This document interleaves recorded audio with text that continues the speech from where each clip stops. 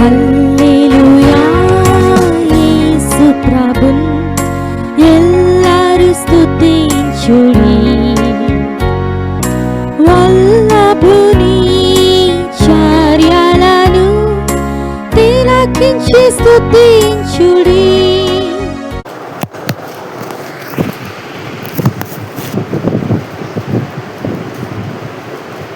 ఇర్మియా గ్రంథము 23వ అధ్యాయము 23వ వచనాన్ని మనం చదువుతాం. దయచేసి అందరం కలిసి చదువుదాం. నేను సమీపమున దేవుడను కాన ప్రార్థిస్తున్నాను. ప్రేమ కలిగిన మా తండ్రి,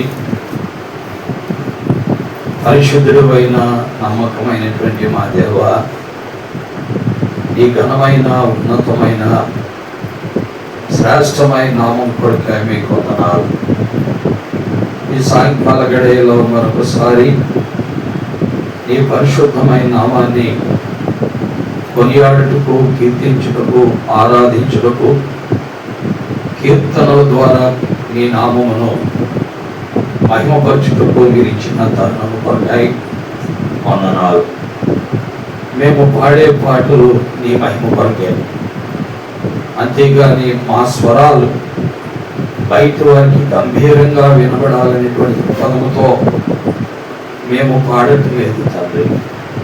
కేవలం నీకు మహిమ కలిగేటట్లుగా మా స్వరము నీకు వినబడితే తద్వారా మీ నామము మహిమపరచబడేదిగా ఉన్నందుకై వందనములు చెల్లిస్తున్నాం. ఈ కాలంలో క్రైస్తత్వంలో అలాంటి పరిస్థితి లేదు. అందువల్ల తండ్రి దైవత్వమును ఈనాడు క్రైస్తత్వంలో కోల్పోయిన పరిస్థితిని మేము చూస్తున్నాం. ఎన్నో రకాలైన కార్యక్రమాలు జరుగుతూ ఉన్నప్పటికీ, ఎంతో డబ్బు ఇలాంటి కార్యక్రమాల కొరకై వెచ్చిస్తున్నప్పటికీ ఫలితాలు శూన్యముగా కనబడుతున్నాయి. రూపాంతరత స్వల్పముగా గమనిస్తున్నాం. నిజమైనటువంటి వేల్కొల్పును ప్రజలలో చూడలేకపోతున్నాం. తండ్రి, నీ పరిశుద్ధ పాద సాన్నిధ్యానికి మమ్మల్ని మేము తెచ్చుకుంటున్నాం. నీ సన్నిధిలో సాష్టాంగపడి నమస్కరించి చదవబడిన లేఖనము మరి ఇర్మియా 23 మాకు మేలుకరంగా ఉన్నట్లు సహాయము చేయమని, మాతో ఉన్నవని యేసు నామములో ప్రార్థిస్తున్నాము తండ్రి. ఆమేన్. దేవుని వాక్యములో ప్రభు అయినటువంటి దేవుడు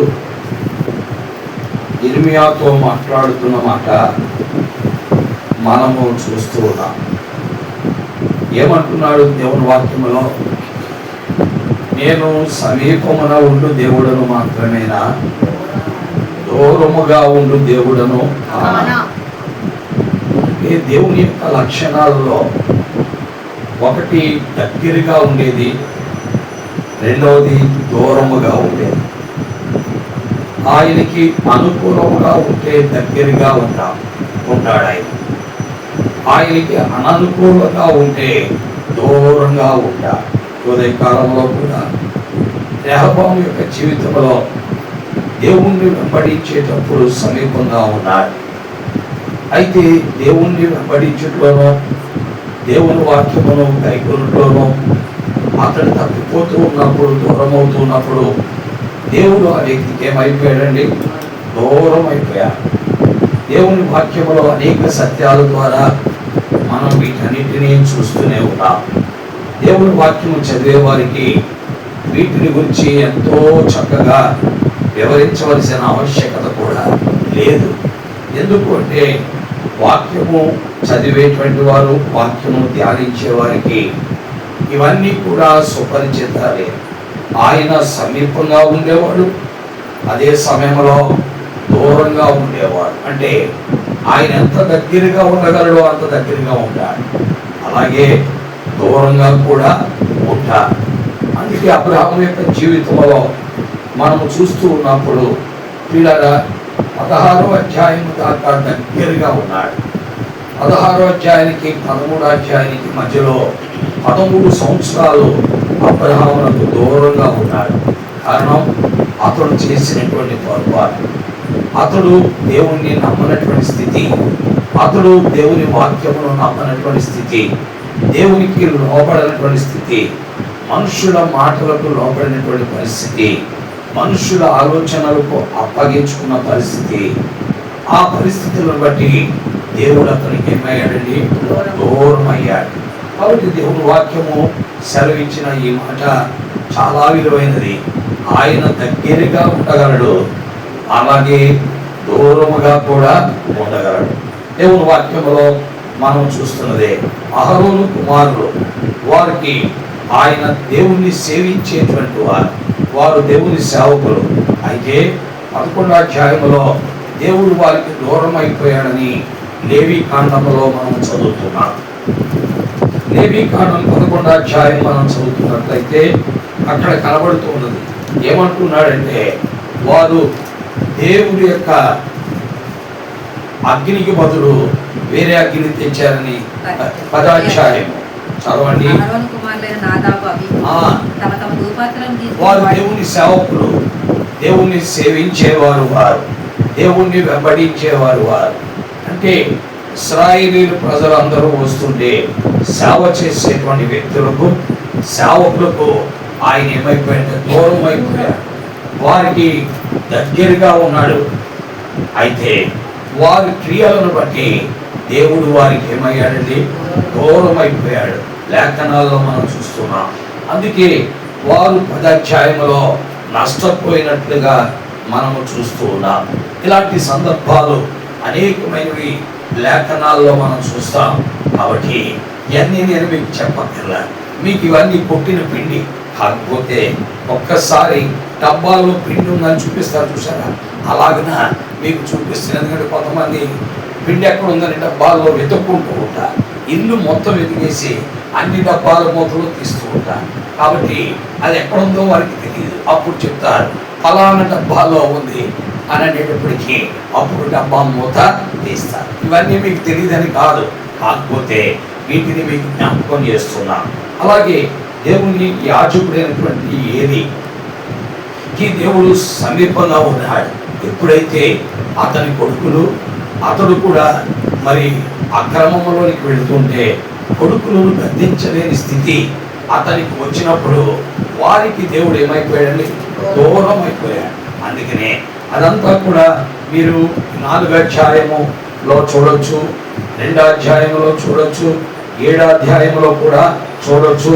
ఈ విధముగా వారికి దేవుడు దూరం అయిపోయినట్లుగా చూస్తున్నాం. అంటే ఆయన దగ్గరగా ఉండే దేవుడు అదే సమయంలో దూరముగా కూడా ఆయన ఉంటాడు. అందుకనే మనం ఎల్లప్పుడూ దేవుని ఎడల భయభక్తులతో ప్రభువుని వెంబడించవలసిన వారముగా ఉన్నాం. ఆయన మనకు దూరం అవ్వకుండా ఉండాలి అంటే ఆయన ఏమి కోరుకుంటున్నాడో ఆ కోరికలో మనం ఉండాలి. ఎందుకనగా ఆయనకు వేరుగా ఉండి మనం ఏమి కూడా చేయలేదు. ప్రభువే చెప్పారు, నాకు వేరుగా ఉండి మీరేమీ కూడా చేయలేదు. ఈ ప్రపంచంలో మనమే కాదు, ఏ మానవుడైనా సరే ఆయనకు వేరుగా ఆలోచన చేస్తే వాడు నిలవలేడు. ఆ ప్రభుత్వం నిలవదు, ఆ రాష్ట్రము నిలవదు, ఆ గ్రామము నిలవదు, ఆ పట్టణము నిలవదు. ఆ రాష్ట్రమంతా కూడా ఆయన కొట్టుకుపోయేటట్లు చెయ్యగలిగిన సమర్థుడు. కాబట్టి ఈ రోజున అనేక రాష్ట్రాలు మునిగిపోతూ ఉన్నాయి. కారణం ఆయనకు దూరం అవడం బట్టే. అర్థమైందండి? ఆయనకి వారు సమీపంగా లేరు. అందుకే ఆయన వారికి ఏమైపోయాడు? దూరం అయిపోయాడు. కాబట్టి పిల్లరా, లేఖనాలను మనం ఎప్పుడు కూడా మార్చలేము. ఈ సత్యాలు మనము అందరము కూడా ఎరిగినటువంటి వారు. ఇర్మియా గ్రంథము 12వ అధ్యాయం 1వ వచనం మనం చూద్దాం.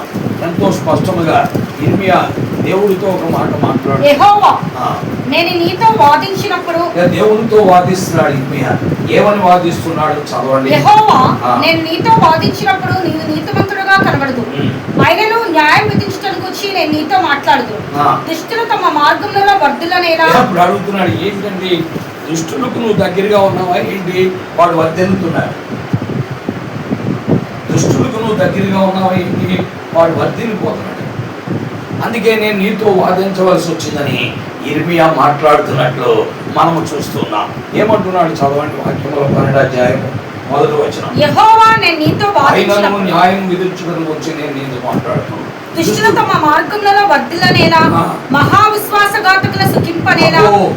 దుష్టులేమో వర్ధిల్లుతున్నాడు, మహావిశ్వాసఘాతకులు అనగా విశ్వాసములో నుంచి జారిపోయినవాడు, ప్రభువుని నమ్మనోళ్ళు, ప్రభువుని అట్టిపిట్టి వెంబడిస్తున్న వాళ్ళు సుఖంగా ఉంటున్నారు. వారు సుఖంగా ఉంటున్నారు.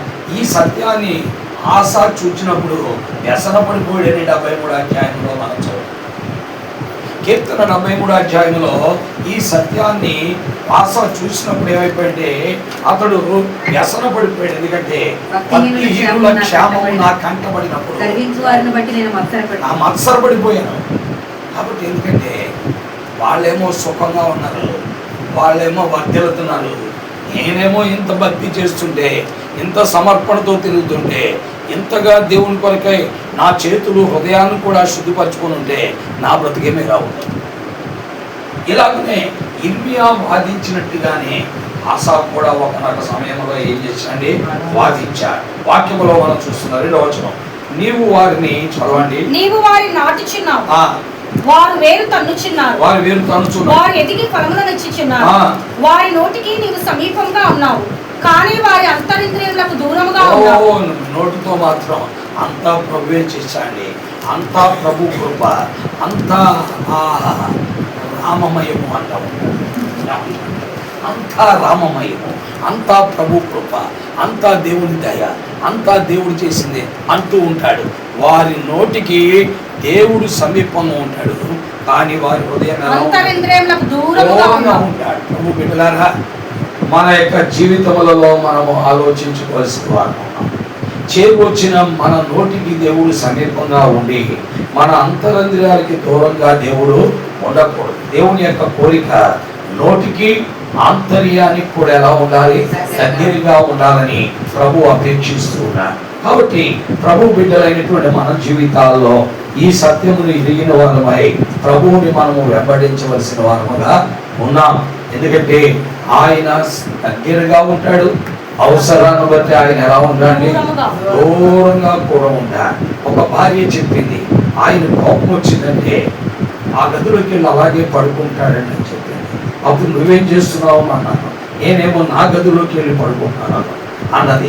అప్పుడు నేనన్నాను, ఆయనకు కోపం వచ్చినప్పుడు ఆయన గదిలోకి వెళ్ళి పడుకుంటుంటే నీవేం చేయాలంటే ఆయన దగ్గరికి వెళ్ళి కోపానికి కారణం ఏంటో తెలుసుకుంటే అప్పుడు మరలా నీకు సమీపంగా అవుతాడు.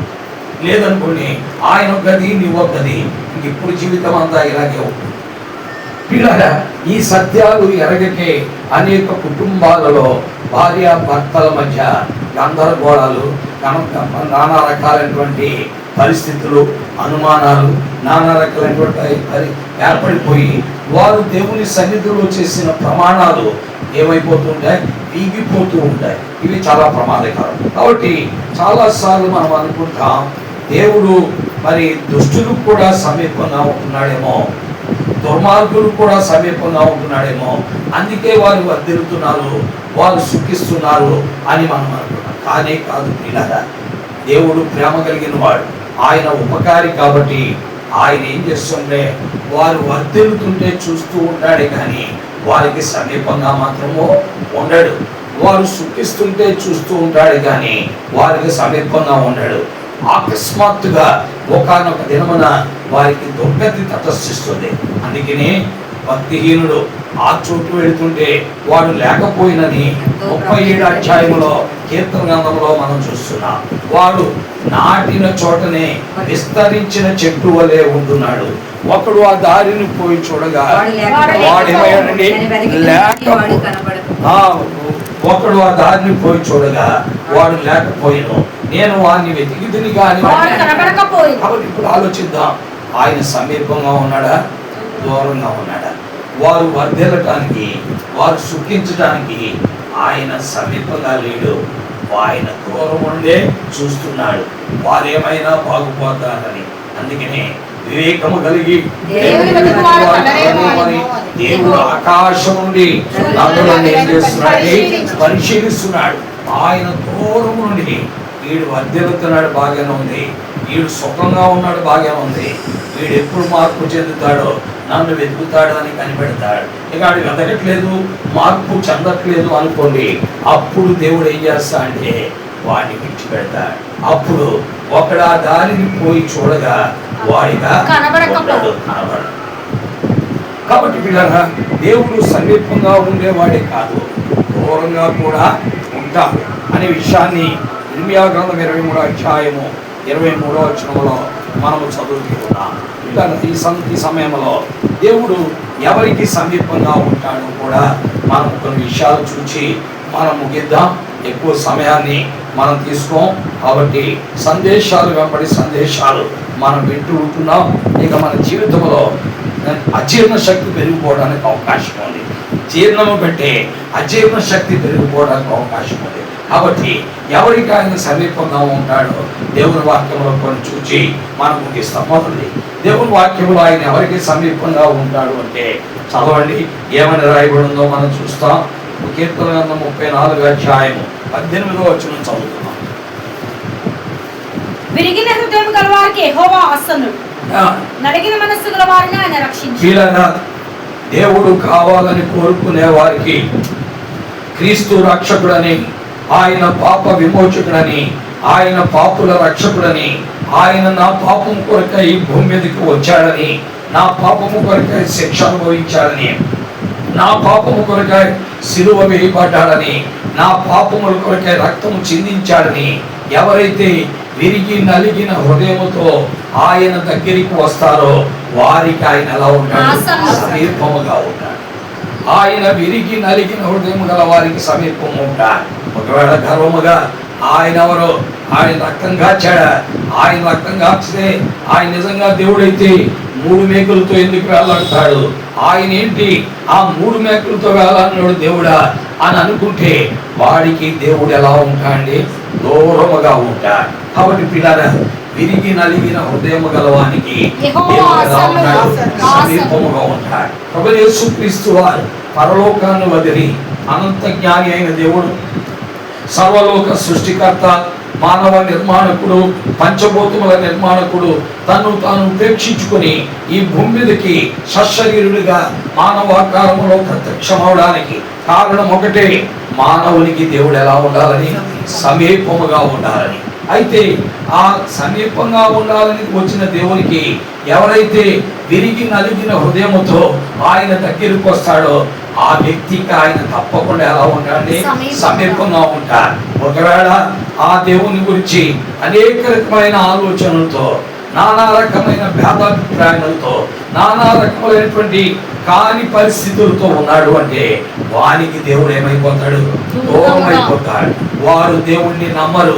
వారి ఎదుట దేవుడు అనేకమైన సూచక్రియలు చేసిన, అద్భుతాలు చేసిన, ఆశ్చర్యకార్యములు చేసిన వారు నమ్మరు. వారు ఎర్ర సముద్రములో మునిగిపోతారు. అది ఫరో యొక్క జీవితంలో మనం చూచింది. అతనికి కూడా దేవుడు సమీపంగా ఉండాలని అతని దగ్గరికి వచ్చి అద్భుతాలు చేశాడు. 10 అద్భుతాలు, అనేక సూచక్రియలు చేశాడు. అవన్నీ కన్నులారా చూచాడు. అప్పుడైనా అక్కడ ఉన్నటువంటి మంత్రజ్ఞులు చెప్తూ ఉన్నారు. ఏమన్నారంటే మంత్రజ్ఞులు, అయ్యా ఇది దేవుని శక్తి, ఇది మానవ శక్తి మాత్రమో కాదు, మనము దేవునితో పోరాడితే మనము నిలవలేం అని చెప్పిన మూర్ఖత్వముతో, ఒక విధమైన అహముతో, గర్వముతో, తన సొంత అభిప్రాయముతో తన ఏం చేశాడంటే ప్రభువుని తృణీకరించా. చివరికి తన మరణాన్ని తానే ఏం చేశాడండి? కొని తెచ్చుకున్నాడు. అందుకే దేవుడు కొంతమందితో ఏమన్నా అంటే, మరొకప్పుడు ఆయన నేను వెళ్ళిపోచున్నాను, మీరు నన్ను వెతకుదురు కానీ మీరు నన్ను కనుగొనలేరు, నేనుండే చోటికి మీరు రాలేదని యోహాను సువార్త 8వ అధ్యాయము 21వ వచనములో ప్రభు మాట్లాడిన మాటలు మనము చూస్తున్నాం. ఎవరు మీరు అంటే యోధా మతోన్మాదులు, యోధా మతములో ఉన్నటువంటి వారు, తమ మతమే గొప్పదనుకున్న వారు, యోధా మతములో తమ జీవితాలు గడుపుతున్నటువంటి వారు, యోధా మతమే గొప్పదనుకుని దేవుణ్ణి వెంబడించుట్లు, క్రీస్తు నమ్ముట్లో తప్పిపోయిన వారు. అలాంటి వారితో ప్రభు అన్నాడు, నేను వెళ్ళిపోవచ్చున్నాను, మీరు నన్ను వెతుకుదురు గాని మీ పాపంలోనే ఇంటి చేరుదురు. Oh, you will die in your sin నీ పాపములో ఉండి మీరు చనిపోతారు, నేను వెళ్ళే స్థలానికి మీరు రాలేరు. కాబట్టి దేవుడు వారికి ఏమైపోయాడండి, దూరం అయిపోయాడు. కారణం వారి సొంత అభిప్రాయాలకి వారు తమ్ముడు తాము ఏం చేశారు, అప్పగించుకున్నారు. వారు తమ సొంత ఆలోచనలకి వారు తమను తాము అప్పగించుకున్నారు. వారు తమ సొంత మార్గాలకి తమను తాము అప్పగించుకున్నారు. అందువల్ల దేవుడు వారికి ఏమైపోయాడు, దూరం అయిపోయాడు. అందుకే యెషయా గ్రంథము 55 అధ్యాయం 6వ వచనం చదువుతుంటే, యెహోవా మీకు దొరుకు కాలమందు ఆయన వెదకుడి, ఆయన సమీపంలో ఉండగా ఆయన నీకు సమీపంగా వచ్చినప్పుడు ఆయన ఎందుకు వచ్చి, నేను పాపిని, నేను పుట్టుకతోటే పాపిని, నా జీవితమే పాపము, నాలో పాపం ఉన్నది అని ఎవరైతే విరిగి నలిగిన హృదయంతో ఒప్పుకుంటారో ఆ వ్యక్తులను దేవుడు ఏం చేస్తా అంటే తప్పకుండా చేర్చుకుంటారు. పిల్లరా, ఆ వ్యక్తులను దేవుడు తప్పకుండా చేర్చుకుంటారు. ఈవెన్ విశ్వాసులు కూడా ఒకవేళ తప్పిపోతే, జారిపోతే, మన జీవితాల్లో ఆయనకు దూరం అయిపోతే, మరలా మనం విరిగి నలిగిన హృదయంతో ఆయన తట్టు తిరిగినప్పుడు దేవుడు తప్పకుండా ఏం చేస్తాడు, సమీపముగా వస్తాడు. అలాగా దావీదుకు సమీపంగా వచ్చి ఆయన ఏమన్నా అంటే, ఇతడు నా హృదయానుసారుడు, ఇతడు నా ఉద్దేశములని నెరవేర్చిన వాడని అతను గురించి సాక్ష్యం ఇచ్చాడు. అయితే అతడు తప్పు చేసినప్పుడు దేవుడు ఏమయ్యాడు, దూరం అయ్యాడు. ప్రియమైన దేవుని వాక్యం వింటున్న బిడ్డలారా, కాబట్టి విరిగి నలిగిన హృదయంతో ఆయన వైపు చూచినప్పుడు తప్పకుండా దేవుడు దగ్గరగా ఉంటాడు. ఒక పరిసయ్యుడు గుడికి వెళ్ళాడు. అతను వెళ్ళి ఏం చేశా అంటే, అతడు చేయించున్న మంచి పనులని చెప్పుకున్నాడు. నేను సినిమాలు చూడట్లేదు, నేను తాగట్లేదు, నేను వ్యభిచారం చేయట్లేదు, అబద్ధికుల వలె లేను, దొంగల వలె లేను, వారానికి 2 మార్లు ఉపవాసం చేస్తున్నాను. అంతేకాదు నా జీవితంలో ప్రతి నెల మరి వచ్చిన జీతంలో ఏ మాత్రము 1 పైసా కూడా తగ్గకుండా 10వ భాగం వేస్తున్నాను అని అన్నాడు. అయితే దేవుడు అతనికి దగ్గరగా ఉన్నాడా, లేడు. ఎందుకంటే అతడు నోటితో మాట్లాడుతున్నాడు కానీ అతని ఆంతర్యము దేవుడికి ఎలా ఉంది, దూరంగా ఉంది. 12వ అధ్యాయంలో 2వ వచనములో మనం చదివినట్టుగా ఇర్మియా గ్రంథములో, వారి నోటికి నువ్వు సమీపంగా ఉన్నావు, వారి అంతరంద్రములకు నువ్వు ఎలా ఉన్నావు, దూరంగా ఉన్నావు. కాబట్టి లూకా సువార్త 18వ అధ్యాయం 10వ వచనం నుండి ఉన్నటువంటి చాలు ఈ వ్యక్తితో దేవుడు ఏమన్నాడు అంటే, అయ్యా లాభం లేదు, నేను నీకు దగ్గరగా ఉండలేదు. ఎందుకంటే నీవు నోటికి నువ్వు ఎలా ఉన్నా, నా కొరకై నోటితో ఎన్నో మాటలు చెప్తున్నావు, కానీ నీ ఆంతర్యం నాకు దూరముగా ఉన్నది. కాబట్టి పిల్లరా, ప్రమాదం ఇది. అందుకే దేవుడు ఎవరికి సమీపంగా ఉంటాడు అంటే, తన పాపమును ఒప్పుకున్నవాడు, తన పాపాన్ని తెలుసుకున్నవాడు, తన జీవితంలో ఉన్న అక్రమాలు, తన జీవితంలో అవిధేయతలు, తనలో ఉన్న స్వనీతి, తనలో ఉన్నటువంటి పరిస్థితులను ఎరిగిన వానికి దేవుడు ఎలా ఉంటాడు, సమీపంగా ఉంటాడు. అందుకని 34వ అధ్యాయం 18వ వచనం మనం చదువుతున్నట్లయితే, విరిగిన హృదయం గల వారికి యెహోవా ఆసన్నుడు, నలిగిన మనస్సు గల వారిని ఆయన రక్షించును. విరిగిన హృదయం, నలిగిన మనస్సు, విరిగిన హృదయం, నలిగిన మనస్సుకు ఆయన ఎలా ఉంటాడు, ఆ సమీపంగా ఉంటాడు. కాబట్టి పిల్లరా, ప్రభువైన యేసుక్రీస్తు వారు ఎవరికి దూరముగా ఉండేవాడు కాదు. అందుకనే వాక్యములో 17వ అధ్యాయం 28వ వచనంలో అన్నాడు, అపోస్తులైన దైవజనుడైన పౌలు మాట్లాడుతూ అన్నాడు, ఆయన మనలో ఎవరికి దూరముగా ఉండేవాడు. ఆయన మనలో దూరముగా, మనలో ప్రతి వ్యక్తికి దూరంగా ఉంటున్నాడు అంటే నీకు ఏమి లేదు, నలిగిన మనస్సు లేదు, విరిగిన హృదయం లేదు. అందువల్ల నీ ఆంతర్యాన్ని బట్టి ఆయన నీకు ఎలా ఉంటున్నాడని, దూరముగా ఉంటున్నాడని లేఖనాల్లో మనం చూస్తున్నాం. కాబట్టి పిల్లరా, ఆయన ఎవరికి సమీపంగా ఉంటాడంటే, మొదటి దేవుని వాక్యములో మనం చూచాం. ఏమని రాయబడింది చెప్పండి, ఆడి విరిగిన హృదయము గలవాడికి, నలిగిన మనస్సు గలవాడికి. ఒకటి హృదయము విరిగింది, మనస్సు కూడా నలిగింది. వారికి దేవుడు ఎలా ఉంటాడు, సమీపంగా ఉంటాడు. వారికి దేవుడు సమీపంగా ఉంటాడు. రెండవది, దేవుని వాక్యంలో ఇది మనకి తెలిసినదే. కీర్తన 145 అధ్యాయము 18వ వచనంలో 118లో మనం చూస్తున్నాం. ఏమని రాయబడింది? ఓ తనకు మొరపెట్టు వారందరికీ, తనకు నిజముగా మొరపెట్టు వారందరికీ ఆయన సమీపంగా ఉన్నాడు. అర్థమైందని అంటే ప్రార్థన అంటే ఆసక్తి కలిగిన వాడు సమీపంగా, ఏదో ఒక నిమిషం ప్రార్థన కూడా వద్దాలి, ఒక అరగంట కూర్చొని వద్దాం అనుకున్నవాడికి సమీపంగా ఉంటాడు.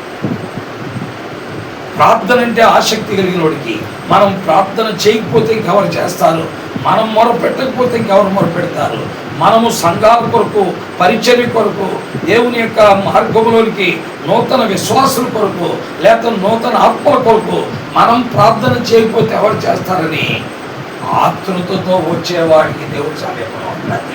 ఆ ఇల్లు కనుకూర్చున్నాం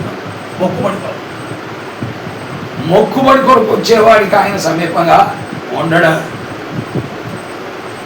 లేక నేను కూడా ఈ సంఘానికి చెందిన వాడినే అని చెప్పుకునే వాడికి దేవుడు సమీపంగా ఉన్నాడు. తనకు నిజముగా మొరపెట్టు వారికి అందరికీ యెహోవా సమీపంగా ఉన్నాడు.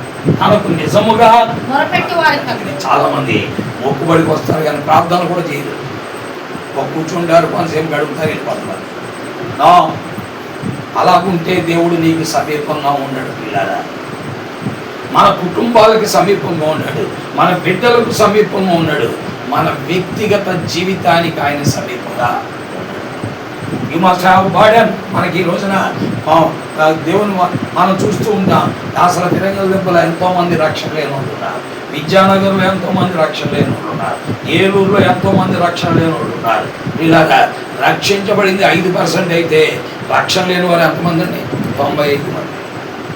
బైబిల్లోనే ఉంది. మారు మనసు లేనివాడు 99 మంది అయితే మారు మనసు పొందినవాడు ఒక్కడే. అంటే 99% మార్పు లేనివాడు, 1% మారటానికి ఇష్టపడినవాడు. అర్థమైందా? వ్యాకరణాలు ఇది మన సొంతం అంటే కాదని ఎవరు వాక్యం. నీకు భారం ఉందా? అంతసేపు గ్రామావిందులో మనం తినటం, మనం తాగటం, మన చేతులు ఒకరి చేతులు ఒకటి సెకండ్ ఇచ్చుకోవటం, వెళ్ళిపోవటమే తప్ప బయటోడు రావాలి, బయటోడు తినాలి, వాడు కూడా ప్రభువు నమ్మాలి అనే అపేక్ష భారం నీకుందా? ఉంటే నువ్వు ప్రార్థన చేస్తావు. ఆత్మల విషయమైన భారము, ఆత్మను రక్షించబడాలనే భారము, దేవుని మందిరములో ప్రతి విశ్వాసి ఆత్మీయంగా ఉండాలి, దేవుని కొరకు పరిగెత్తాలనే భారం ఉండాలి. అలాంటి వారికి దేవుడు ఎలా ఉంటాడు? సమీపముగా. ఏదో ముక్కుబడి కొరకు వచ్చేవారికి ఆయన సమీపంగా ఉంటాడు. అందుకని ద్వితీయోపదేశకాండం 4వ అధ్యాయం 4వ వచనంలో ఆయన మాట్లాడుతూ చెప్పాడు. ఏమన్నాడు? చదవండి దేవుని వాక్యంలో. ద్వితీయోపదేశకాండం 4వ అధ్యాయం 4వ వచనంలో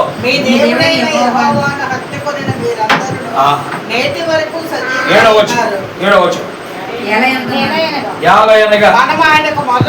మనము ఆయనకు మొరపెట్టినప్పుడల్లా మన దేవుడైన యెహోవా మనకు సమీపంగా ఉంటున్నట్టు ఏ గొప్ప జనమును. మీ అబ్బాయికి జ్వరం వస్తే ప్రార్థన చేస్తే సమీపంగా వస్తున్నాడు, నీకు జ్వరం వస్తే సమీపంగా వస్తున్నాడు, నీకు నడుము నొప్పి వస్తే సమీపంగా వస్తున్నాడు, నీ కాళ్ళ నొప్పులు వస్తే సమీపంగా వస్తున్నాడు. అలాంటప్పుడు దేవుని రాజ్య విస్తరణలో ప్రార్థన చేయవలసిన బాధ్యత నీకు లేదా? మనకు లేదా? చెప్పండి, ఉంది. కాబట్టి ఆయనకు నిజంగా మొరపెట్టే వారికి ఆయన ఎలా ఉంటాడు? ఏదో మొక్కుబడి కొట్టారు ప్రార్థన చేయాలి. అలాగుంటే అలాగా దేవుడికి ప్రార్థన చేస్తే దేవుడు ఆత్మను రక్షిస్తాడు, సంఘాలను విస్తరింపచేస్తాడు, మందిని పెంచుతాడు, ఆత్మీయంగా పోషిస్తాడు, వారిని నిలబెడతాడు, వారిని రాకడ కొరకే సిద్ధపరుస్తాడని విశ్వాసం లేని ప్రార్థనలో ఎన్ని మనం చేస్తే ఉపయోగం ఉంది? విశ్వాసముతో కూడిన నిజమైన ప్రార్థన కావాలి. అందుకే ఆయన ఎవరికి సమీపంగా ఉంటాడంటే తనకు మొరపెట్టు వారికి, విశ్వాసముతో మొరపెట్టు వారికి, నిజముగా ఆదివారం గుడికి వెళ్ళలేదులే, ఈరోజు ప్రార్థన గుడికి ఉంది కదా వెళ్ళి కూర్చుందాం ఒకసారి అని కూర్చుంటే ఉపయోగం లేదు. లేకపోతే మధ్యలో వెళ్ళాక ఆదివారం వెళ్ళకపోతే ఏముందలే అని అనుకుంటే కుదరదు. దేవుని ఎడల నిజ విశ్వాసము, నిజమైన ఆసక్తి, నిజమైనటువంటి మొర ఆయన సన్నిధిలో మరణించారు. ఇలాగా ఇది నేను చెప్పే మాటలు కాదు, వాక్యం చెప్పుచున్నదే. అవునా కదా? నిజంగా మొర పెడితేనే దేవుడు ఆలకిస్తాడు. ఆమెకు అర్థమైంది. అవతల ఆమె ఏమంటుందండి, నువ్వు పుట్రాలు ఎందుకు పనికిరాన్నాను, నేను పిల్లలు కదా నన్ను పెళ్ళి నాటుకుంటే అప్పుడు వచ్చింది రోషం. అమ్మగారు అన్నకి అప్పుడు రోషం వచ్చి ప్రభువా అని నిజముగా మొర పెట్టడం ప్రారంభించింది. అంతకుముందు ప్రార్థన చేయలేదా? మరి అంతకుముందు ప్రార్థన చేయలేదా? ఆమె ఏటేటా శిలోహ మందిరానికి వెళ్ళింది కదా, ఏటేటా శిలోహ మందిరంలో కూర్చుంది కదా, ఏటేటా శిలోహ మందిరంలో ప్రార్థించింది కదా. అదేదో మొక్కుబడి కొరకు చేసింది, అదేదో మొక్కుబడి కొరకు చేసిందండి. ఎప్పుడైతే 9-10 వచనాల్లో నిజంగా మొరపెట్టిందో 19వ వచనంలో యెహోవా ఆమె గర్భాన్ని అర్థమైందా? కాబట్టి పిల్లరా, నిజముగా భారంతో బాధ్యతతో మనము ప్రార్థించవలసిన వారు ఉంటే నీకు, నీ కుటుంబానికి, నీ జీవితానికి సమీపంగా దేవుడు ఉంటాడు. సమీపంగా దేవుడు ఉంటాడు. నాకేం కలిసి వస్తుందిలే, ఉదయకాలం మీకు సుబ్బారావు గురించి చెప్పా. ఏమని చెప్పా? నాకేం కలిసి వస్తుంది దీన్ని డబ్బులు ఇస్తే, నాకేం కలిసి వస్తుంది దీనికి ఇసుక పంపిస్తే, నాకేం కలిసి వస్తుంది దీనికి కక్కర ఎత్తే, నాకేం కలిసి వస్తుంది దీనికి డబ్బులు ఇచ్చి గిరిల్స్ పెడితే అని అనుకుంటే పని జరుగుద్దా? ఈరోజు మనం అందరం కూడుకున్న కారణం అది. ఇలా అంటే నిజముగా ప్రభువుని చూచి సహాయపడ్డాడు. అది ఈ రోజున మనకేమైంది? మేలుకరంగా ప్రియమైన దేవుని బిడ్డలారా, ఏదైనా సరే with true faith and with true supplication, with true prayer మనం చేయగలిగితే, నిజమైన విశ్వాసంతో, నిజమైనటువంటి విజ్ఞాపనతో, నిజమైనటువంటి ప్రార్థన మనం చేయగలిగితే దేవుడు మనకి ఎలా ఉంటాడండి? సమీపంగా. ఈనాడు సంఘాల్లో సరైనటువంటి పరిస్థితులు లేకపోవడానికి కారణం ఏంటంటే ఏదో మొక్కుబడి రావడం, మంగళవారం ప్రార్థన, గురువారం బైబిల్ స్టడీ, మళ్ళా శనివారం విజ్ఞాపన ప్రార్థన, మొక్కుబడి కొరకు వచ్చి 4 మాటలు చేసి వెళ్తే జరుగుద్దా? నిజముగా ప్రభు సన్నిధిలో భారముతో, బాధ్యతతో, బరువు నెత్తి మీద వేసుకుని మందిరానికి వచ్చి ప్రార్థన చేస్తే దేవుడు అద్భుతాలు చేసేది. ఇది రెండవది పిల్లరా. కాబట్టి ఆయన ఎవరికి సమీపంగా ఉంటాడు అంటే విరిగిన హృదయము, నలిగిన మనస్సు. రెండవది, నిజముగా మొరపెట్టే వారికి ఆయన ఎలా ఉంటాడు? సమీపంగా ఉంటాడు. ఈ ప్రపంచంలో ఎవరు మొరపెట్టినా ఆయనకి సమీపంగా ఉంటాడు. యేసు దావీదు కుమారుడైన యేసు దావీదు కుమారుడా, నన్ను కరుణించు, నన్ను కరుణించు, ఈ యొక్క అడుక్కునే స్థితి నుండి విడిపించు, నీ కొరకై నిన్ను వెంబడించేటట్లు చేయి, నీ కొరకై సాక్షిగా బ్రతికేటట్లు చేయి అని నిజముగా మొరపెట్టాడు. అతడు చూపు పొంది దేవుని మహిమపరచు, ఆయన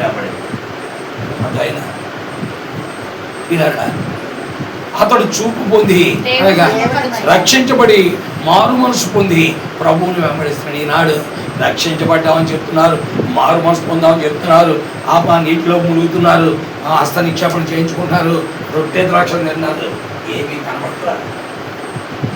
అయితే అతడు దేవుణ్ణి మహిమపరచు, ప్రభువుని ఏం చేస్తాడు? వెంబడిస్తాడు. ఇలా నిజముగా మొరపెట్టిన వాడికి ఆయన ఎలా ఉంటాడండి?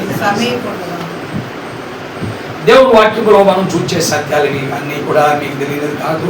మీ పుట్టిన పిండి అయినా సరే మీకు డబ్బా ఓపెన్ చేసి పిండి ఎక్కడ ఉందనేది చూపిస్తున్నాం అంతే.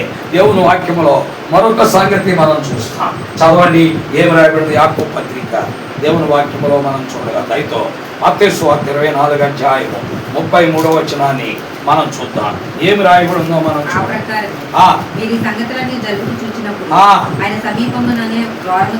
ఆయన సమీపముననే ద్వారము దగ్గర ఉన్నాడని తెలుసుకోండి. అంటే పిల్లరా, ఈ సంగతులన్నీ మీరు చూస్తున్నారు. ఓ పక్కన అస్సాం మునిగిపోతుంది. మొన్న 24లో ల్యాండ్ స్లైడింగ్ తో కేరళ దెబ్బతినిపోయింది. పోయిన సంవత్సరం మరి కొన్ని రాష్ట్రాలు మునిగిపోయినాయి. ఇవన్నీ మీరు చూస్తున్నప్పుడు రాజ్యం మీదకి రాజ్యం, రష్యా ఉక్రెయిన్తో యుద్ధం, అలాగే ఇజ్రాయెల్ పాకిస్తాన్తో హమాస్తో యుద్ధం, అంతేకాదు మరి అమెరికా ఇరాన్తో యుద్ధం. ఇవన్నీ మీరు చూస్తున్నప్పుడు రాజ్యం మీదకి రాజ్యం, జనం మీదకి జనం. ఇలా మనుషుల మీదకి మనుషులు, పరిస్థితుల మీదకి పరిస్థితులు వచ్చేస్తున్నప్పుడు ఇదిగో ప్రభువు సమీపంగా ఉన్నాడు. అంటే ఆయన వచ్చేస్తాడు మధ్య ఆకాశంలోకి, మనం ఆయన కలుసుకోవాలి. అంటే ప్రభువు రాకడ కొరకు ఎదురు చూచే వారికి ఆయన ఎలా ఉంటాడు? ప్రభు కొరకు కనిపెట్టే వారికి ఆయన సమీపంగా ఉంటాడండి. నేను ఆయన్ని కలుసుకోవాలి, యుగాలు ఆయనతో ఉండాలి, ఆ నిత్య మహిమ అనుభవించాలి, ఆయన మహిమ రాజ్యములో ఆనందించాలనుకునేవాడు సమీపం. అంతేగాని ఈ భూమి మీద ఏమి తిందుమా, ఏమి త్రాగుదుమా, ఏం ధరించుకుందుమా అని ఈ ప్రకృతిని గురించి, ఈ లోకం గురించి ఆలోచించుకుంటే ఊరికే కాదండి, అసమూఢములు కూడా కారణాలు. వారు ఏం చేశారంటే తుక్కంతా డ్రైన్లో వేసేశారు. లేకపోతే ఆ డ్రైన్లన్నీ నిండిపోయినాయి, అందువల్ల రోడ్ల మీదకి నీళ్ళు వచ్చేసాయి, ఆ నీళ్ళేమో ప్రవాహంగా మనుషుల మీదకి వచ్చేసాయి. ఇలా చెప్పుకుంటూ మన జీవితాలు వరకు. ఎందుకంటే మనకి తిరిగి ఆటోమేటిక్గా బిర్యానీ ప్యాకెట్ వస్తున్నాయి కాబట్టి.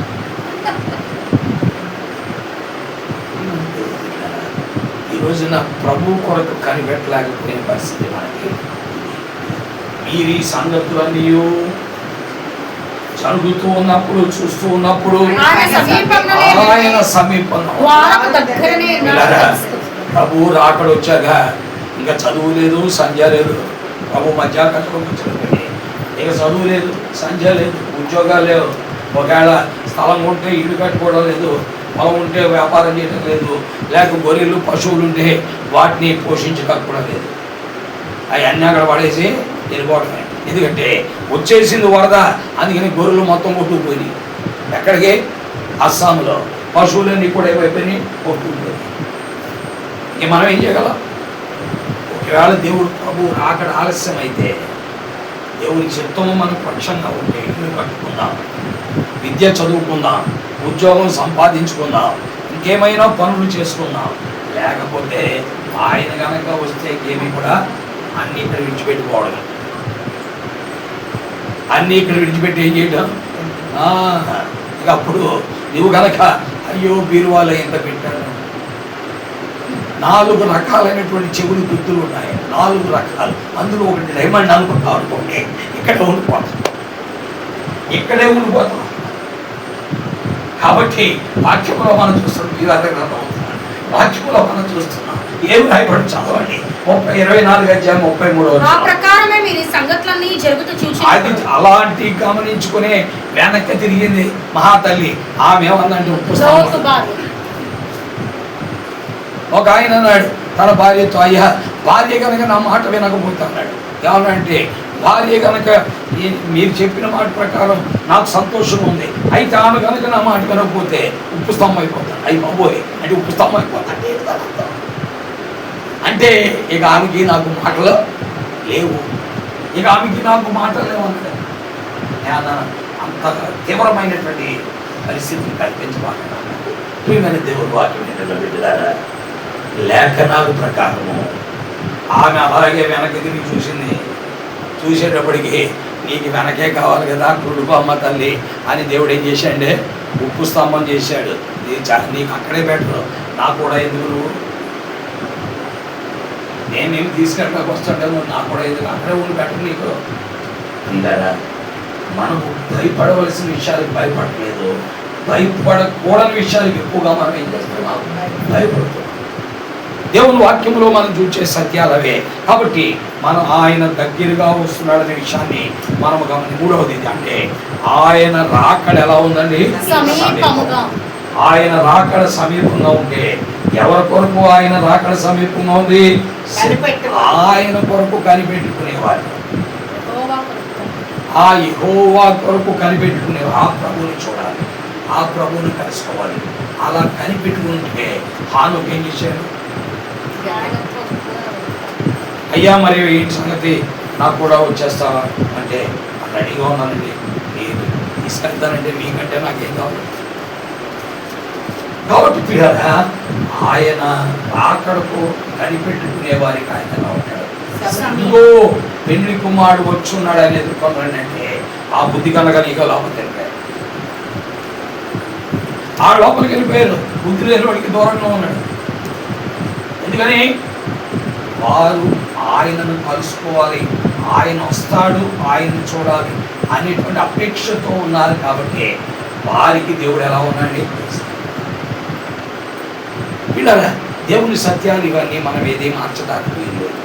ఇది మూడవది. దేవుని వాక్యంలో ఇంకా అనేక సంగతులు మనం చూడగలం. దేవుని వాక్యంలో మనం వెళ్తుంటే అక్కడ ఫిలిప్పీయులకు రాసిన పత్రికలో ఏమని రాయబడిందంటే 4వ అధ్యాయము 5వ 6వ వచనములో మనం చూస్తున్నాం.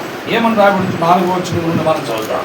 ఎల్లప్పుడూ ప్రభువునందు ఆనందించు, ఈ సంఘమును సకల జనులకు తెలియబడని అది ప్రభు సమీపంగా ఉన్నాడు. ఎవరికంటే సహనముతో ఉన్నవారు,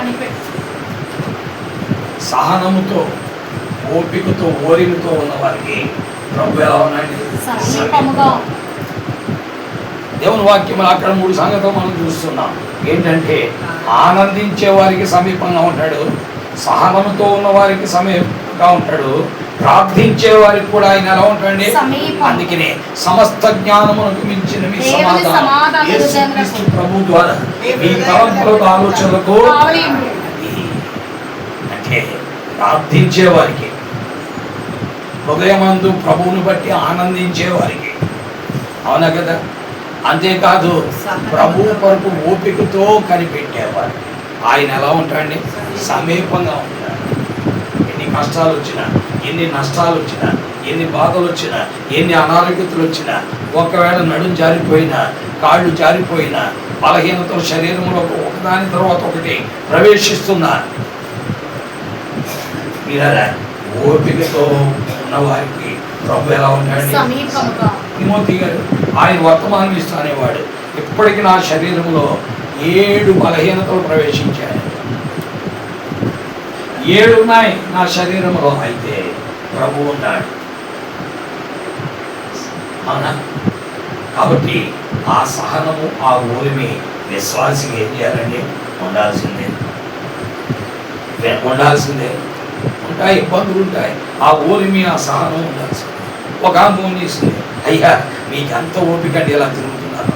ఎందుకంటే ఇటీవల కాలంలో దాదాపు మేము 10 సార్లు రాజమండ్రిలో వచ్చాం, దాదాపు 10 సార్లు వెళ్ళి వచ్చానన్నమాట. నిన్న కూడా వెళ్ళా. ఆయన మీకు ఎంత ఓపిక, మళ్ళా మామూలుగా పొద్దున్నే లేచి మామూలుగా ఉంటారు కదా. అది నేర్పించేశాడు ప్రభు, మనం నేర్చుకున్నది కాదు. అది ఎవరు నేర్పించారు? ప్రభువే నేర్పించారు. ఆయన చూసుకున్నాడు. కాబట్టి పిల్లరా, ఆ సహనం, ఆ ఓపిక, ఆ ఓరిమి అన్నీ కూడా మనం ఎవరి దగ్గర నేర్చుకోవాలండి? ఎవరు నేర్పండి? ఈ కాలేజీలో కానీ, ఈ కాన్వెంట్లో కానీ ఎవడో నేర్పించేవాడు లేడు మనకి. సహనాన్ని నేర్పించే కాలేజ్ ఉందా? లేదు. ఓపిక నేర్పించే కాలేజ్ ఉందా? లేదు. ఏమండి ఓరిమితో ఉండే కాలేజీ ఉందా? లేదు. అందుకని పెళ్లి చేసుకున్న 2 నెలలకి విడిపోతాం, 1 సంవత్సరంలోనే విడిపోతాం. అరే మేము 30 సంవత్సరాలు కాపురం చేసిన విడిపోవట్లేదు, నీకేంటి అప్పుడే నెలలో అయిపోయింది కార్యక్రమం అంటే. పిల్లలకి చదువు ఉందో కానీ సహనం నేర్పించిన చదువు లేదు, ఓపిక నేర్పించిన చదువు లేదు. ప్రియమైన దేవుని వాక్యం ఏంటంటే పిల్లారా, ఇది చాలా ప్రాముఖ్యము. కాబట్టి ఆయన కొరకై 3 సంగతులు చేసేవారికి దేవుడు సమీపంగా ఉంటాడు. 1 ఆయన ఎంత ఆనందించే వారికి, 2 సహనంతో ఉండేవారికి, 3 ప్రార్థించేవారికి. అక్కడ ఉంది, దేనిని గురించి చింతపడకుడు కానీ ప్రతి విషయంలో ప్రార్థన విజ్ఞాపన చేత కృతజ్ఞతాపూర్వకంగా మీ విన్నపములు దేవునికి తెలియచేయండి. అప్పుడు సమస్త జ్ఞానమునకు మించిన దేవుని సమాధానము ఈ హృదయములకు తలంపులకు కావాలి. కాబట్టి ప్రియులారా, 3 సంగతులు ప్రభువునందు ఆనందించే వారికి, ప్రభు కొరకై సహనంతో ఉన్నవారికి, ప్రార్థించే వారికి ఆయన ఎలా ఉంటాడు? సమీపంగా దగ్గరగా ఉంటాడు. పిల్లరా, ఇది 4వది దేవుని వాక్యంలో మనం చూస్తున్నాం. దేవుని వాక్యంలో ఇంకా మనం అనేకమైన సంగతులు చూడగలం. చూడండి ఏమి రాయబడిందో యాకోబు పత్రికలోకి వెళ్దాం. ఏమని రాయబడిందో స్పష్టంగా అక్కడ మనం చూస్తున్నాం. 5వ అధ్యాయంలోకి వెళ్తే అక్కడ యాకోబు మాట్లాడుతూ ఒక అద్భుతమైన సంగతిని గురించి మాట్లాడుతున్నాడు.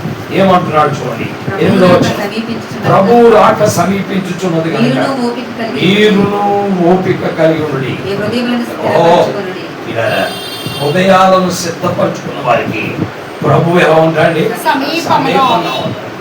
అందుకే బుద్ధి లేని కన్యకకి సమీపంగా ఉన్నాడు, బుద్ధి లేని కన్యకకి దూరంగా ఉన్నాడు. బుద్ధి లేని కన్యకలకి ఎలా ఉన్నాడండి? దూరంగా ఉన్నాడు. బుద్ధి గల కన్యకలకి ఎలా ఉన్నాడండి? సమీపంగా ఉన్నాడు. కాబట్టి వాక్యములు అంటున్నాడు, ప్రభువు రాక సమీపించుచున్నది కనుక మీరును ఓపిక కలిగి ఉండుడి. హృదయములను ఏం చేయాలి? ఎవరిలో? దేవునిలో. దేవునిలో మన హృదయాన్ని స్థిరపరచుకోవాలి. తర్వాత ఏమంటున్నాడు చదవండి. మీరు తీర్పు పొందకుండా నిమిత్తమై ఇదిగో న్యాయాధిపతి వాకిటే ఉన్నాడు. నా సహోదరులారా, ప్రభువు నామమున బోధించిన ప్రవక్తలను శ్రమానుభవమునకు ఓపికను మాదిరికరంగా పెట్టుకున్నారు. ఎంతో మంది ప్రభువుని వెంబడించిన వారు ఓపికతో, శ్రమానుభవంలో ఓపికతో నడిచారు. వారిని మాదిరిగా పెట్టుకోండి, వారిని మాదిరిగా పెట్టుకోండి. ఇలా నిజంగా ఈ రోజున సేవ చేసేవాడి కష్టాలు లేవు, పెద్దగా కష్టాలు లేవు. ఎవరింటికి వెళ్ళినా 1000 రూపాయలు ఇస్తాం, ఎవరింటికి వెళ్ళినా 500 ఇస్తాం. అర్థమైందండి? ఎక్కడికి వెళ్ళినా ఏదో ఒక రకంగా సహాయం చేస్తున్నాం. మొన్న ఆయన మాకు దాదాపు డజన్ యాపిల్స్ తెచ్చాడు. ఒక డజన్ ఏమో మళ్ళీ అదేంటి ఆమెకి మళ్ళీ ఏం తెచ్చారు? అయ్యి ఆమెకి 2 తెచ్చారు. నేను ఆలోచించాను, ప్రభువా వీటికి మేము అర్హులమా? నేను చేసే సేవ చాలా తక్కువ, కానీ నువ్వు మాకు ఇచ్చేటువంటి బహుమానాలు మాత్రం చాలా ఎక్కువ. నువ్వు మాకు ఇచ్చే బహుమానాలు చాలా ఎక్కువ. అలాగే ఈరోజు నేను బీరువా తెరుస్తుంటే 25 చొక్కాలు ఉండేటప్పటికి మతులుపోయి ప్రతి వ్యక్తికి అయ్యా నాకు బట్టలు పంపడతాను చెప్తున్నాను. మీ పెళ్ళిళ్ళైనా నాకు బట్టలు పంపుతాను, మీకు చెప్పండి కావాలంటే కొడతానంట. ఎందుకంటే 25 చొక్కాలు నా జీవితంలో ఎప్పుడు లేదు. నేను బిఎస్సీ చదివేటప్పుడు 2 చొక్కాలు ఒక ప్యాంట్ ఉండేది. ఆ 2 చొక్కాలు ఆ ప్యాంట్ వేసుకుని చదువుకున్న బిఎస్సీలో 90% సంపాదించాను. అవే ఉతికేవాడిని, వేసుకునేవాడిని, వెళ్ళేవాడిని. ఇబ్బంది, ఫ్యామిలీ పెద్దది, వచ్చే జీతాలు తక్కువ. ఆ రోజుల్లో మా మదర్ హెడ్ మాస్టర్ అయినా నెల జీతం 2000, 1500 కూడా లేదు, 1500 కూడా లేదు. ఎంతో ఇబ్బంది. అయితే దేవుడు మనకి ఓపిక నేర్పించాడు, స్నానం నేర్పించాడు. ఆ 2 చొక్కాలు 2 ప్యాంట్లు తెల్లాం. ఈ రోజున 25 చొక్కాలు, దాదాపు 12 ప్యాంట్లు. పిల్లలు ఇవన్నీ లెక్క పెడతారు. మీరు బీరువా దగ్గరికి రాబాకండి మళ్ళీ. ఇలా చెప్పేటప్పుడు ఒక్కొక్కడు ఏం చేద్దంటే నిజంగా ఉన్నాయో చూద్దాం. వాస్తవం అది ఉన్నాయి.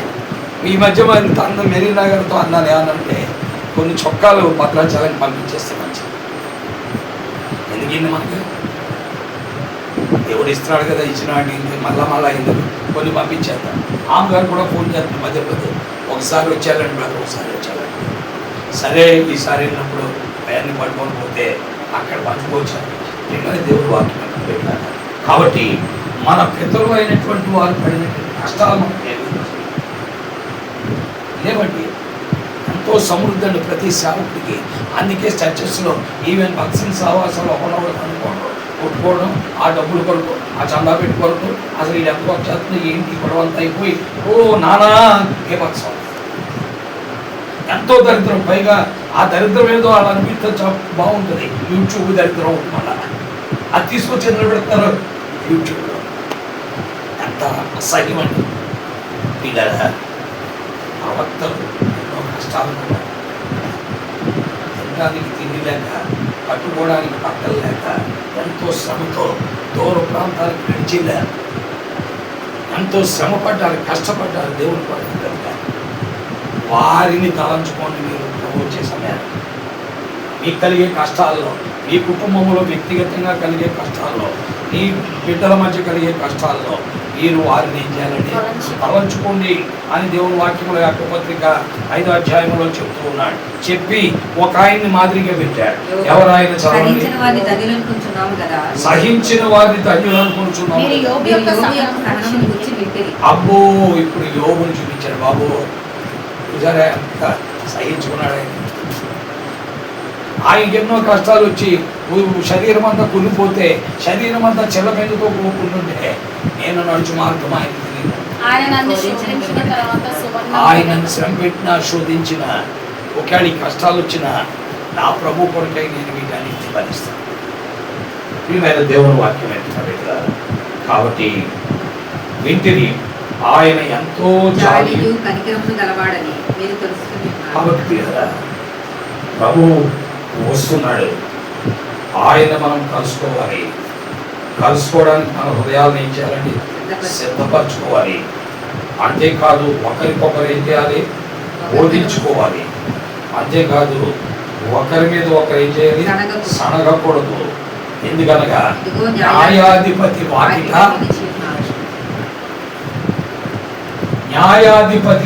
నిలిచి, అంటే జడ్జి బయటే ఉన్నాడు. కాబట్టి జాగ్రత్త అనేది మనకి ఎంతైనా అవసరం.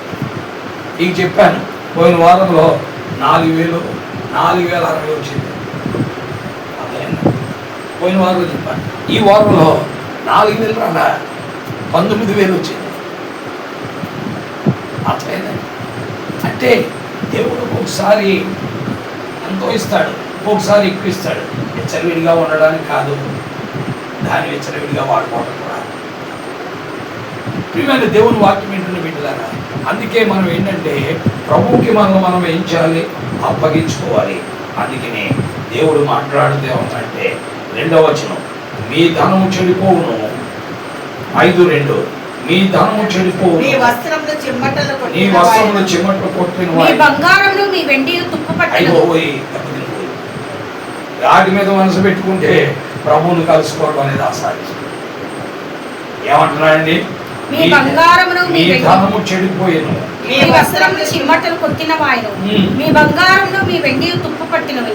వాటి తుప్పు మీ మీద సాక్ష్యంగా ఉంటే అగ్ని వలె మీ శరీరమును తిరివేయు. అంత్యదినమున ఎందు ధనము పుచ్చుకో. వీటన్నిటి మీద మనసు పెట్టకూడదని యాకోబు ద్వారా దేవుడు మనకు వర్తమానాన్ని, ఇవన్నిటి ద్వారా దేవుడు వర్తమానం ఇస్తాడు.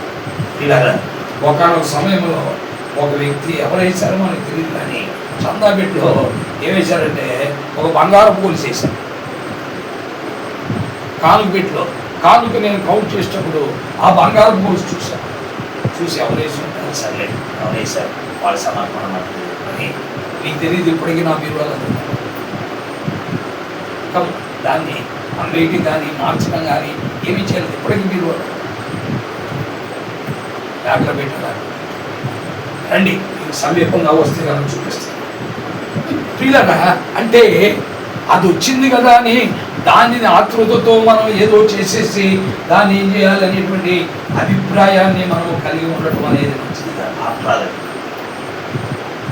దేవుడు ఇచ్చాడు, ఎవరికి ఒక సమర్పణ ఇచ్చాడు, అందులో వేసాడు. అది ఎన్ని కాసులో తెలియదు గ్రామంలో కూడా దాన్ని తీసుకెళ్ళి. ఎందుకంటే అక్కడ మనకి యూట్యూబ్లో ఏమొచ్చిందంటే అడ్వర్టైజ్మెంట్ వస్తుంది, మీ పాత బంగారం తెచ్చి కొత్త బంగారం తీసుకెళ్ళమని ఓడి ఉండాలి చెప్తూ ఉంటాడు. మీ పాత బంగారం తీసేసి కొత్త బంగారం తీసుకెళ్ళండి ఓడి ఉన్నాయని చెప్తూ ఉంటాడు. మీరు గమనించారు. కాబట్టి మనం కూడా అలాంటివి చూసినప్పుడు ఎదిగి తీసుకెళ్ళి మనం మార్చుకొని ఏదైనా తెచ్చుకుంటాం అవసరం. ఎందుకంటే అది అలా ఉంచితే పోయిందే ఉంది. అవసరం వచ్చాడు దాన్ని అమ్మేసి ఏదైనా దేనికైనా పని చేస్తే మనకు పనికి వస్తుంది కదా. దేవుని పని ఎంతో ఉంది కదా. దానికి ఇప్పుడు కాదు, నేను చెప్పేది దాదాపు 6 ఏళ్ల క్రితం. ఈరోజు నిన్న వేసింది కాదు చందాపేటలో. 6 ఏళ్ల క్రితం పడింది అది చందాపేట పీడన. కాబట్టి మనకు కావాల్సిన ప్రభువే, ఆయన వెంబడించడం, ఆయన కొరకై జీవించడం, ఆయన కొరకే మనం ఏదైనా చేయగలిగితే చేయటం, ఆయన కొరకే భారముతో ఉండటం. అలాంటి వారికి దేవుడు ఎలా ఉంటాడండి? కాబట్టి దేవుని వాక్యములో నేను సమీపంగా ఉండే దేవుడు మాత్రమేనా, దూరంగా ఉండే దేవుడు కాదా అని అన్నారు. సమీపంగా ఆయన ఉండాలి అంటే మొదటిది నలిగిన హృదయము, విరిగిన మనస్సు మనం కలిగి ఉన్నాం, వారికి ఆయన సమీపం. రెండవది నిజంగా మొదలుపెట్టే వారికి ఆయన సమీపము. మూడవది ఆయన కొరకు కనిపెడుతుంటే ఆయన రాకడ సమీపంగా ఉందని జరుగుతున్న సంగతులు చూచి ఇవన్నీ ఇలాగ జరగవలసి ఉంది, ఆయన వచ్చేస్తాడు అని దాని కొరకు కనిపెట్టుకునే వారికి ఆయన సమీపముగా, సహనంతో ఉండేవారికి, ఆయన నందు ఆనందించే వారికి, ఆయన సన్నిధిలో ప్రార్థించే వారికి ఆయన ఎలా ఉంటాడు? సమీపంగా ఉంటాడు. తర్వాత మనం ఇంకోటి చూచాం ఏంటంటే, ఓ ప్రభు రాకడ సమీపంగా ఉంది కాబట్టి మన హృదయాలను స్థిరపరచుకొని సణుగుడు గొడుగుడు లేకుండా ఓపికతో ప్రవక్తలను తలంచుకుంటూ మన పితరులను తలంచుకుంటూ ముందుకు సాగిపోతూ ఉంటే దేవుడు మనకి ఏం చేస్తాడు? సమీపం. ఇలా కాబట్టి మన జీవితాల్లో ఆయన మనకు సమీపంగా ఉండే దేవుడే, అంతేగాని దూరంగా ఉండేవాడు మాత్రం. ఆయన ఎప్పుడు మనకు దూరం అయిపోతాడంటే ఆయనను మనము ప్రేమించినప్పుడు, ఆయనను గురించి మనం ఆలోచించినప్పుడు, పై ప్రేమ చూపిస్తున్నట్టుగా నటించి ఆయనను వెంబడించినప్పుడే ఆయన మనకేమైపోతాడని దూరం అయిపోతాడు. కాబట్టి ఆలోచిద్దాం, నిర్ణయాలు మనమే.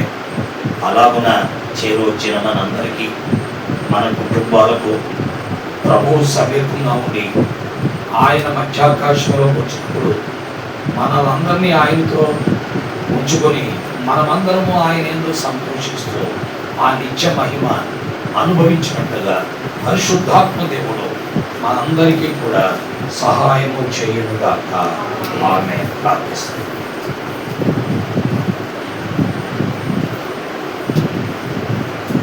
దేవుని సన్నిధిలో ఒక నిమిషము ఎవరికి వారే ప్రార్థన చేసుకుంటారు, ఎవరికి వారే ప్రభు కాదు.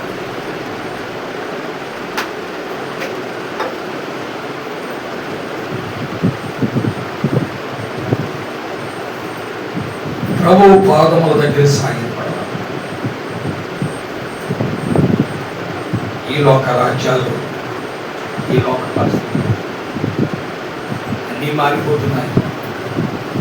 ప్రపంచ ఆర్థిక వ్యవస్థ గుంటుపడిపోతుంది. రాజకీయవేత్తలైతే జగన్మోహన్ రెడ్డి ఏమో చంద్రబాబు నాయుడు ముంచేస్తున్నాడని, చంద్రబాబు నాయుడు ఏమో జగన్మోహన్ రెడ్డి వల్లే భోగాపురం ఎయిర్పోర్ట్ ఆగిపోయింది. ఇలాంటి నానా రకాలైన గందరగోళాలు, అసలు దైవ భీతి లేని పరిస్థితులు, దేవుడి కొరకై ఆలోచించాలనేటువంటి ఆలోచన లేనిటువంటి పరిస్థితులు లోకములో తెచ్చి పెరిగిపోతుంది. ఇవన్నీ, ఈ సంగతులన్నీ ఇలా జరుగుతున్నప్పుడు ప్రభువు సమీపంగా ఉన్నాడని ఎరిగి ఆయన దినపు రాకడ కొరకై మనం కనిపెట్టాలని లేఖనాల్లో చూస్తున్నాం. కాబట్టి ఎవరికి వారే ప్రార్థించుకున్నాం, ప్రభువుకు అప్పగించుకున్నాం, ప్రభు సన్నిధిలో ప్రార్థించుకున్నాం.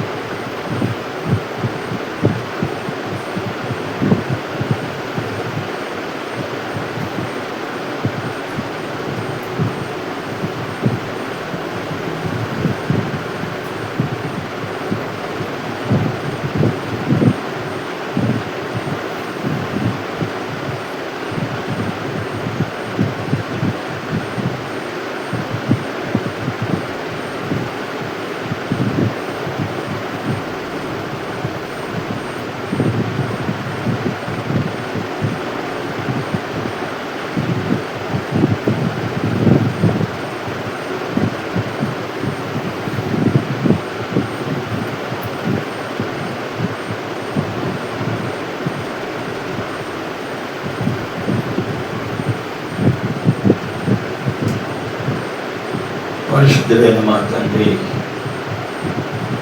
ప్రేమ కలిగినటువంటి మా దేవా, నీ వందనాలు నాయనా. నీ పరిశుద్ధ గ్రంథమును మా చేతిలో ఉంచి నీ వాక్కుల ద్వారా, నీ వాక్యము ద్వారా మీరు మాతో మాట్లాడుతూ ఆయా రకాలుగా, ఆయా సమయాల్లో, ఆయా చోట్ల అనేక విధమైన రీతిగా మీరు మాతో మాట్లాడుతూ, దర్శిస్తూ బోధిస్తూ మాకు జ్ఞానము నేర్పిస్తూ మీ కార్యాన్ని మా ఎడల జరిగిస్తున్నందుకై వందనములు, స్తుతులు, కృతజ్ఞతాస్తుతులు చెల్లిస్తున్నాం. నీ మాటలకు అప్పగించుకొని నిన్ను వెంబడించే ప్రతి ఒక్కరికి మేలు క్షేమమును అనుగ్రహించే దేవుడు. దేవా, మీరు మాకు దూరమైతే మాకు ఇంకా గతి ఉన్నదా? మీరు మాకు దూరమైతే మాకు గతి లేదు. అందుకే నీవు దిక్కుమాలిన వాడు, దరిద్రుడు, దిగంబరుడవు, గుడ్డివాడవు అని ఆ లౌకిక సంఘస్థులతో మీరు మాట్లాడారు.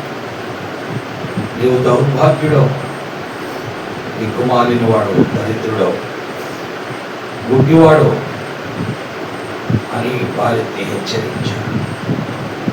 వారికి మీరు దూరం అయిపోయారు, వారికి మీరు సమీపంగా లేరు. ఆయన తండ్రి, మీరు బయట ఉన్నారు, వారు లోపల ఉన్నారు. అందుకే మీరు తలుపు తెరుతున్నారు. వారు లోపల గొళ్ళు పెట్టుకున్నారు, బయట గొళ్ళు ఉంటే నీవే తీసుకొని వెళ్ళేవాడు. వాళ్ళ లోపల గొళ్ళు పెట్టుకున్నారు కాబట్టి వారి తలుపు మీరు తట్టారు. ఇదిగో తలుపు నొద్ద నిలుచుని తప్పించున్నాను. ప్రభువా, మా దేవా, మాలో ఉండే మీరు మాకు సమీపంగా ఉండకుండా ఉండే అవలక్షణాలు, అక్రమాలు, అవిధేయతలు, నీ వాక్య విరోధమైన సంగతులు, మా మాటలు, మా క్రియలు, మా ప్రవర్తన, వీటన్నిటినీ నీ సన్నిధిలో ఒప్పుకుంటున్నాం. జాగ్రత్త చేయండి, బాగు చేయండి, చక్క చేయండి. నీ కృపమాయలు అధికం చేయండి. నీ శిలువ రక్తముతో మా లోపములను కడిగివేయండి, క్షమించండి. నీ మహిమార్థమై మమ్మల్ని సిద్ధపరచు. ఈ వాక్యమును వినేవారు అంటే కై ఉండగా దాని ప్రకారం నడుచుకునేవారుగా మేము ఉండగలుగుతాం. సహాయించండి. ఈ వాక్యమును బోధించేవారు ఇట్లు ఉండగా వాక్య ప్రకారం నడుచుకునేవారుగా ఉండగలుగుతాం. సహాయించండి. మీరే మహిమ పొందడం. మరొకసారి సోదరుడు వెంకట్రావు, భవానీ వెంకట్రావు, అలాగే నెల్సన్ నాథానీయుల కొరకు ప్రార్థిస్తున్నాం. వారి భవిష్యత్తుల కొరకు ప్రార్థిస్తున్నాం. వారి కుటుంబంలో ఈ కార్యములకు ప్రార్థిస్తున్న సహాయం చేయండి. భవానీ బ్యాక్ కేక్ ప్రాబ్లంలో మరి ఆపరేషన్ చేయాలని డాక్టర్లు చెప్పారు. మరొక సెకండ్ ఒపీనియన్ కూడా తీసుకొని సహాయం చేయవలసింది. ఈ వాక్యము నిష్ప్రయోజనముగా నీ అందుకు మరలగా నీకు అనుకూల కార్యం చేసుకో. నీ నామాన్ని మహిమపరచు. మాతో ఉన్నాను. ఈ రెండవ దినాన్ని కూడా ఈ రీతిగా ముగించటకు మీరు ఇస్తున్న తరుణాలు కొరకు ఉదయకాలం నుండి ఆదరణ గృహంలో, అలాగే ఎబెనేజర్లో, మార్నింగ్లో, యూత్ మీటింగ్లో, ఇక్కడ కూడా మీరు సహాయపడుతూ వచ్చినది. మేము నిష్ప్రయోజకులం. మీతో ఉంటే మేము ప్రయోజకులం. మీతో లేనప్పుడు మేము నిష్ప్రయోజకులుగా మారిపోతాం. సహాయం చేసి బలపరిచి నడిపించి వాక్యమును ముద్రించి వచ్చిన వారందరికీ మీరు యేసు నామములో స్తోత్రించి ప్రార్థించి బ్రతిమలాడి వేడుకుంటున్నాము తండ్రి. ఆమేన్. తండ్రి, కుమార, పరిశుద్ధాత్మ త్రియేక దేవుని యొక్క సహాయం చేరువచ్చిన వారందరికీ, నమ్మిన వారికి, సకల పరిశుద్ధులకు ఇప్పుడు ఎల్లప్పుడు సదా తోడయుండును గాక. ఆమేన్. ఆమేన్.